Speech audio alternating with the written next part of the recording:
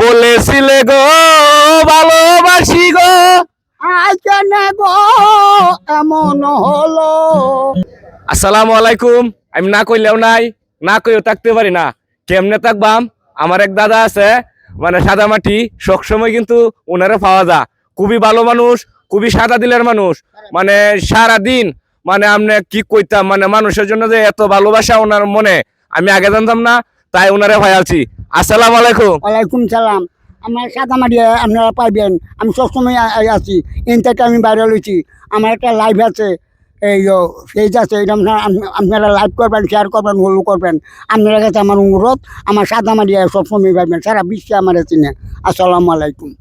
আরো জানলে বাইরে দিয়া সবাই কিন্তু টাকা কামায় নিছে, কারণ উনি কিন্তু টাকা কামাই করতে আসছে না, ফেস তো টাকা করতেছে। অনেক পয়সা না আমার দেহা, আমার যে কাইতেছে আমার ওনারা দেয় কিন্তু মাইশারার খাইতেছে, তাহলে সবাই আমার দাদার দিকে কিন্তু সবাই একটু নজর রাখবেন। আর আমার দাদা একটা গান দিয়ে কিন্তু বাইরে লইছি, বলেছিলে গো ভালোবাসি গো, আজ কেন গো এমন হলো? কেমন হলো এমন হলো, বলবো না গো আর কোনো দিন, ভালোবাসো তুমি মোরে।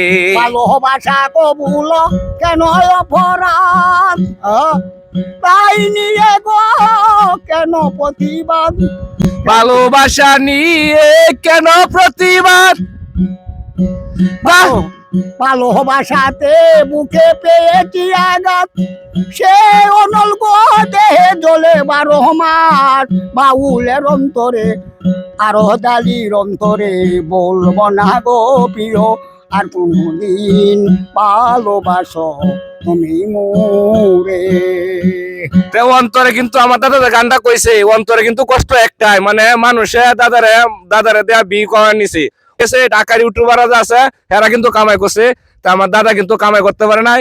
তো দাদা নতুন একটা ফেস খুলছে আরজালি। আমার ফেসে দেখে না দেখে আপনারা জান, লাইভ করুন না, শেয়ার করুন না। তো সবাই দয়া করিয়া আমার আরজালি ভাইয়ের ফেসটার মধ্যে সবাই সাবস্ক্রাইব করে দিবেন।